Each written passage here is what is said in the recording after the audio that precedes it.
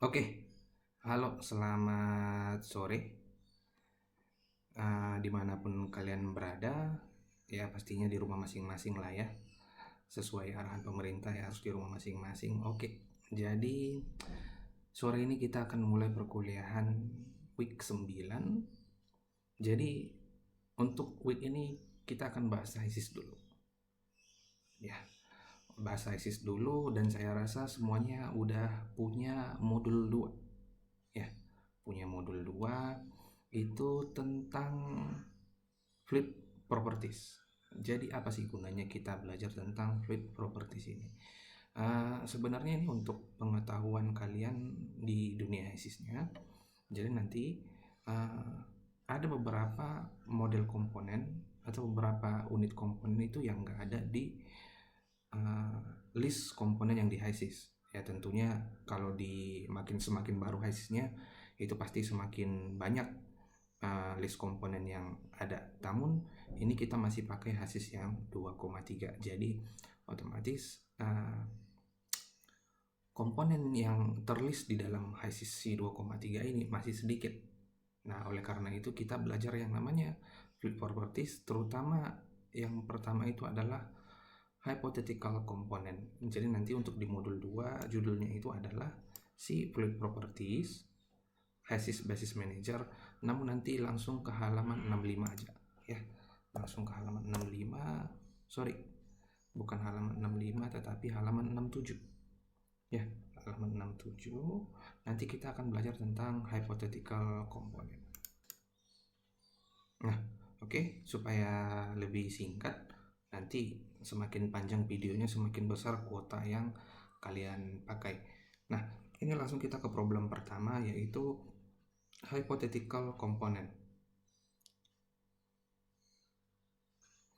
Problem: komposisi umpan pada sebuah plan tampak pada halaman berikut.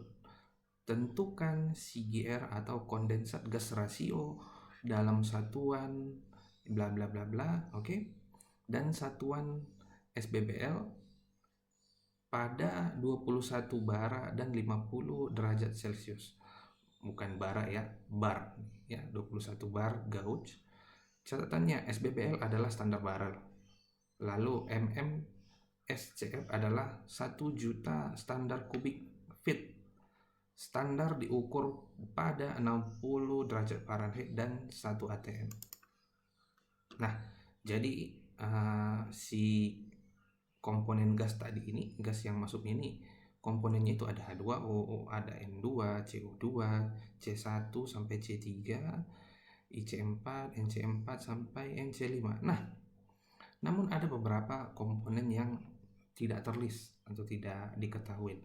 Contohnya itu C6 sampai C11. Jadi gimana cara kita memunculkannya di dalam ISIS?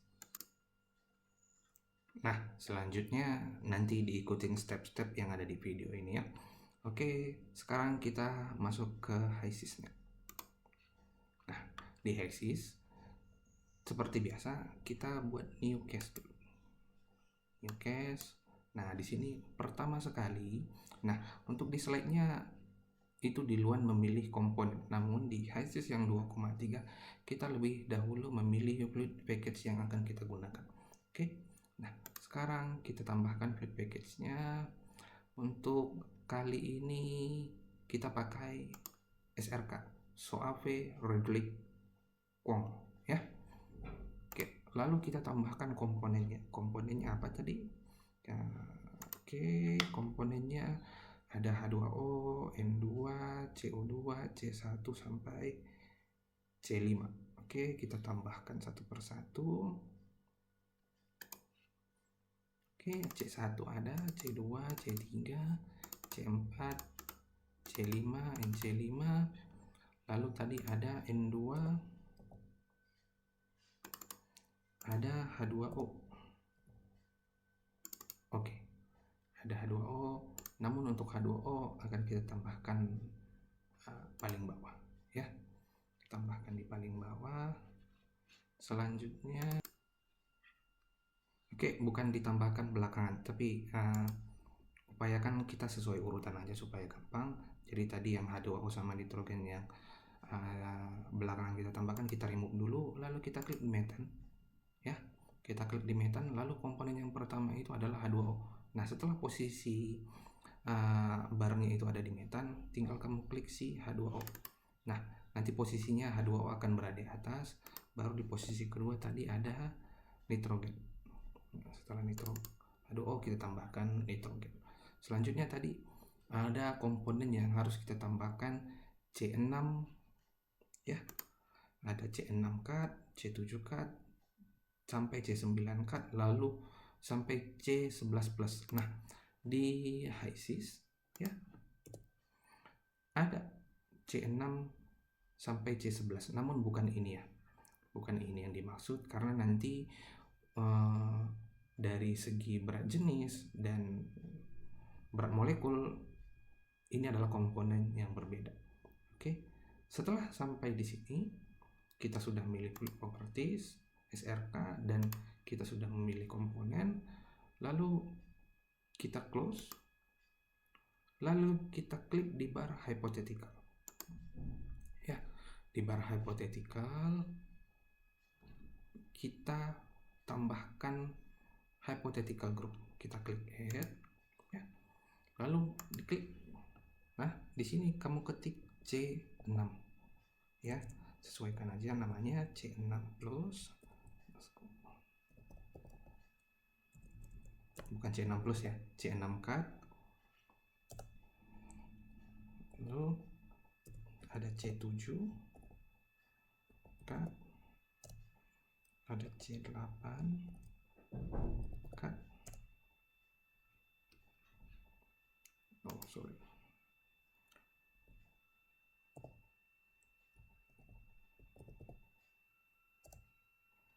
ini nggak bisa di enter ya, jadi harus diketik manual satu persatu di boxnya.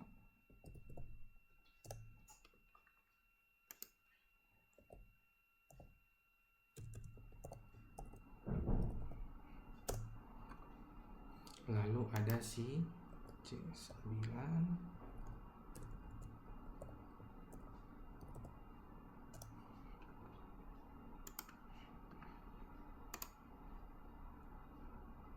C10 dan C11.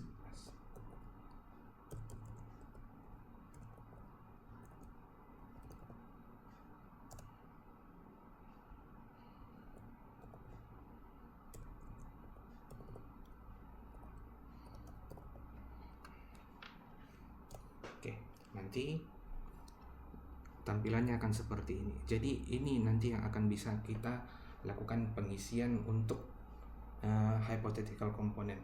Nah, oke, selanjutnya kita lihat data yang disediakan oleh si problem adalah si molecular weight-nya dan si densitasnya. Ada molecular weight dan densitasnya. Lalu ini kita isikan pada kolom hypothetical component yang barusan kita buat. Jadi molecular weight ya. Molecular weight-nya ada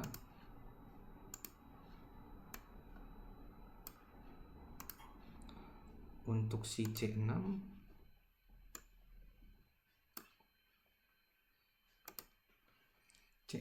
ada 84, C7 ada 96, C8 107, C9 121,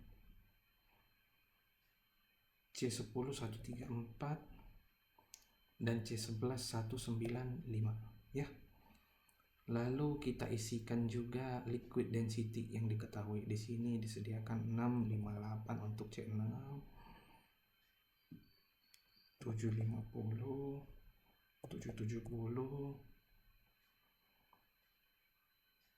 790, 805, dan 870. Oke. Nah, setelah kita isikan di sini, dan ketika untuk mengestimasi titik didihnya, titik pressernya, dan volume density-nya, ini nanti sudah cukup. Oleh karena itu nanti data-data yang dibutuhkan di sini itu akan dimunculkan secara otomatis. Nah, itulah istimewanya HISIS ini.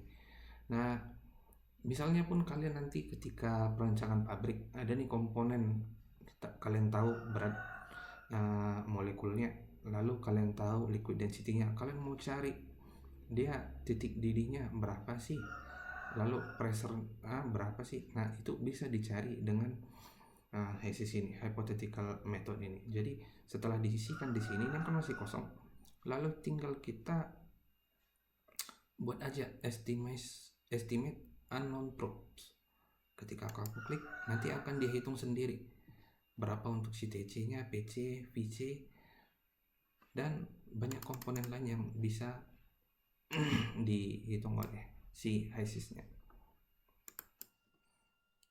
Oke, nah kita kan udah selesai nih buat hypothetical komponennya.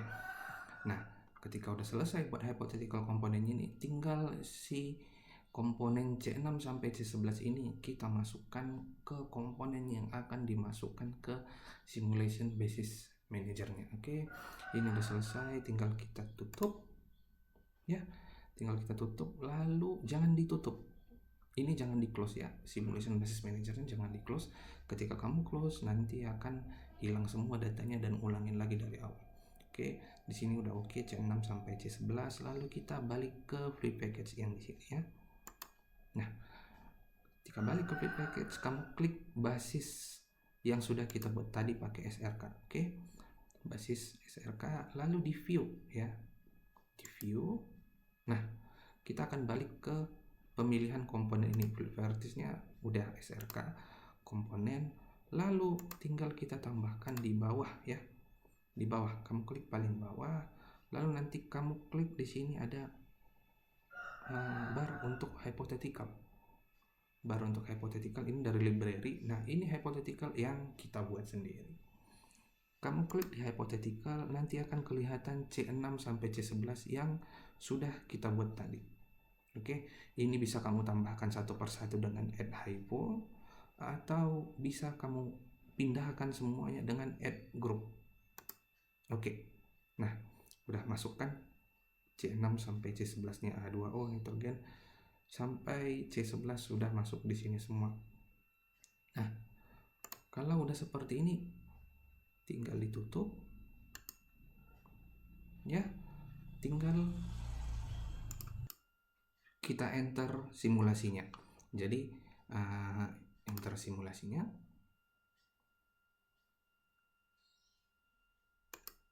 Nah, oke, masuk ke simulasinya. Seperti biasa, kita buat dulu material streamnya. Jadi jangan nanti ketika perkuliahan kita jumpa lagi awal Juni, jadi udah tau lah ya semua ini yang dimaksudkan material stream itu apa. Oke, nah material stream kita klik 2 kali, lalu di sini ada isian. Nah, isiannya tadi temperaturnya dalam apa? Temperaturnya dalam Fahrenheit dan satuannya bar. Oke, kita cek soalnya tadi.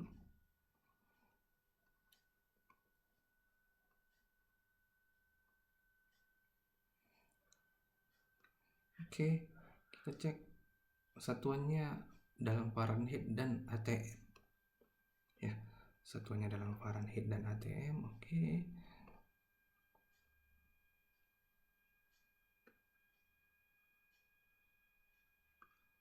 oh sorry, bukan dalam Fahrenheit dan ATM tapi dalam Celsius dan bar. Oke, nah kalau ini temperaturnya udah pas Celsius, pressure-nya bar gauge,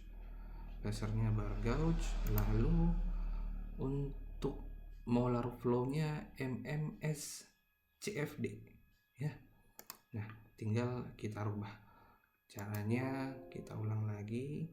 Untuk merubahnya kita masuk ke tools, preferences, lalu kita masuk ke variabel, kita pilih satuan yang sesuai. Oke, kalau nggak ada yang sesuai tinggal kita rubah.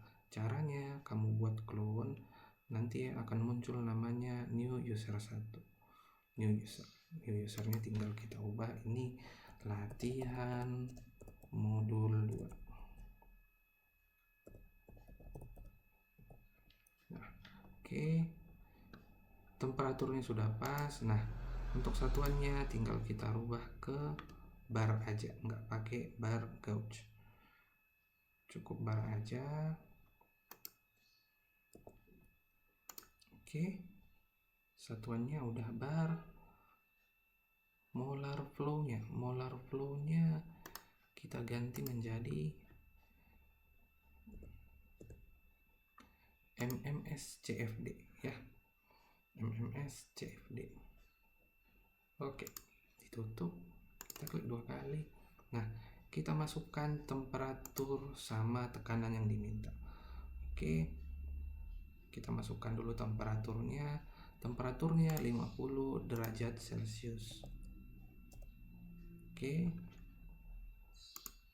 lalu pressure-nya 21 bar. Oke, selesai informasi untuk properties kondisi operasinya, kita masuk ke tab komposisi. Nah, komposisi kita isikan komposisi yang kita dapat di awal tadi. Kita dapat di awal tadi berapa? Oke, kita pakai yang ini aja.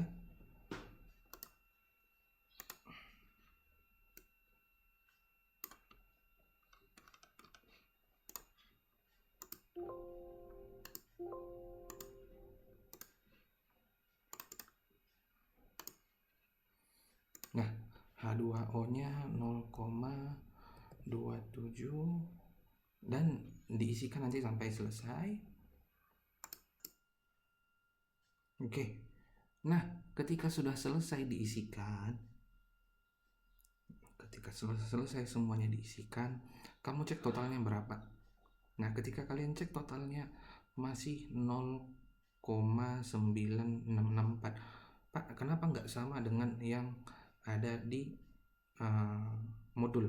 Nah, di modul HASIS-nya udah bisa angkanya sampai 6 digit di belakang koma, sementara di sini kita masih pakai 4 digit di belakang koma, makanya terjadi error sampai 0,96. Nah, ini nggak usah khawatir, tinggal kamu klik normalize.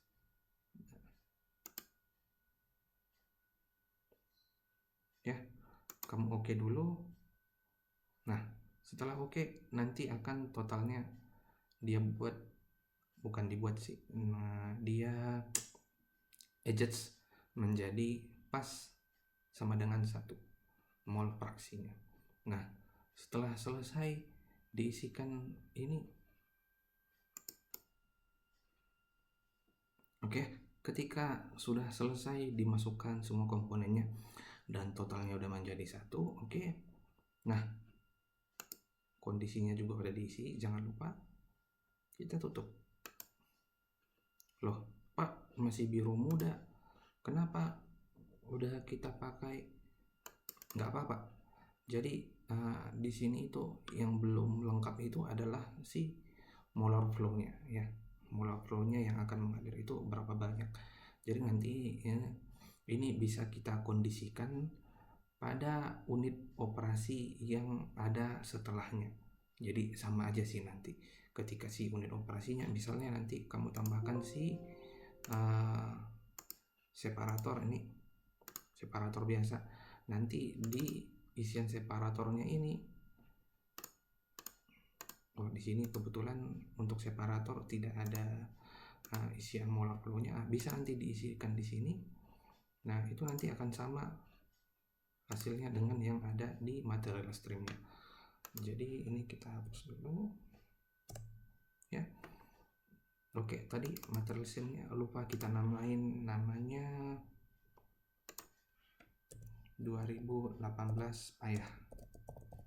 Oh, jangan deh ya, fit aja, fit.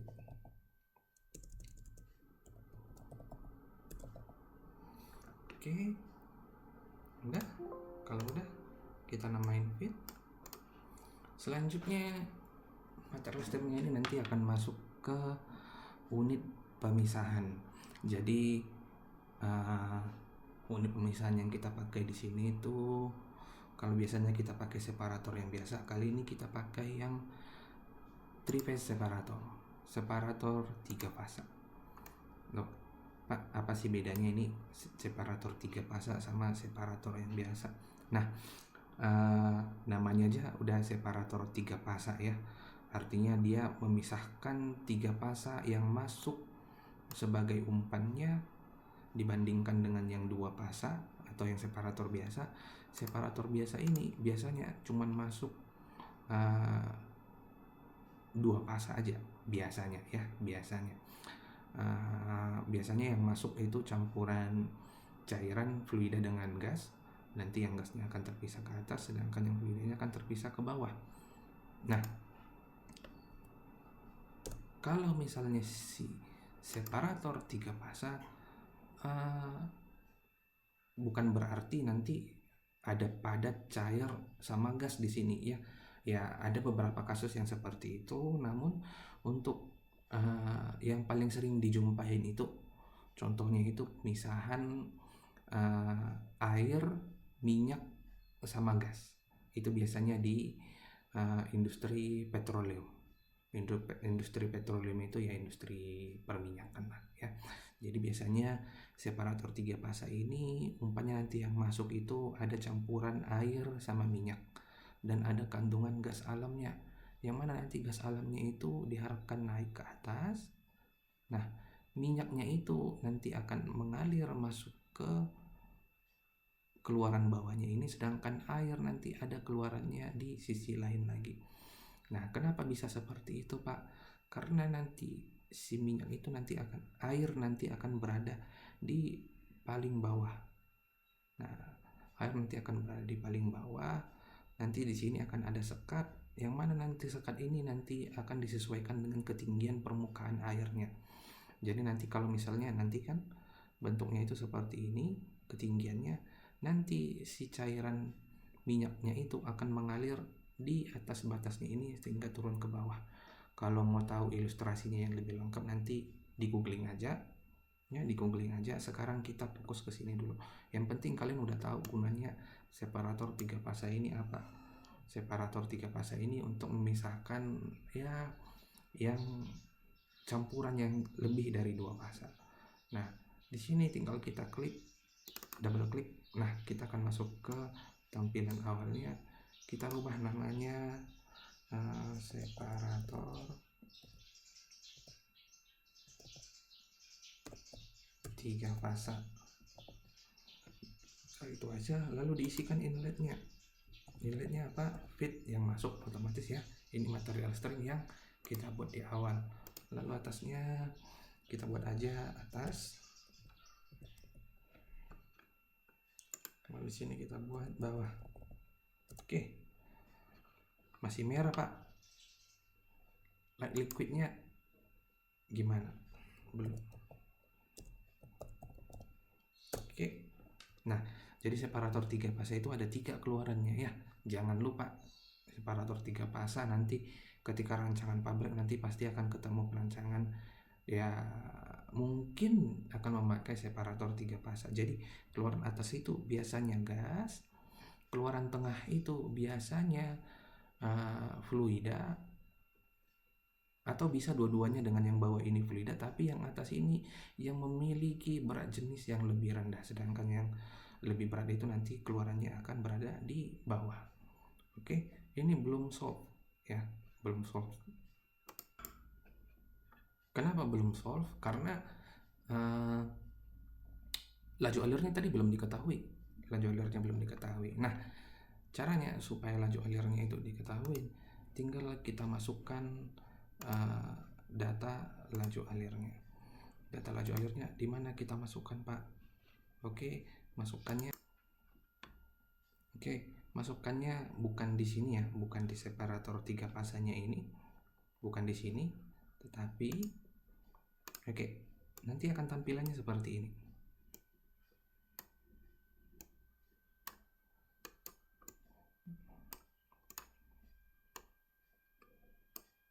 Nah, separator 3 fasa nanti akan tampilannya akan seperti ini.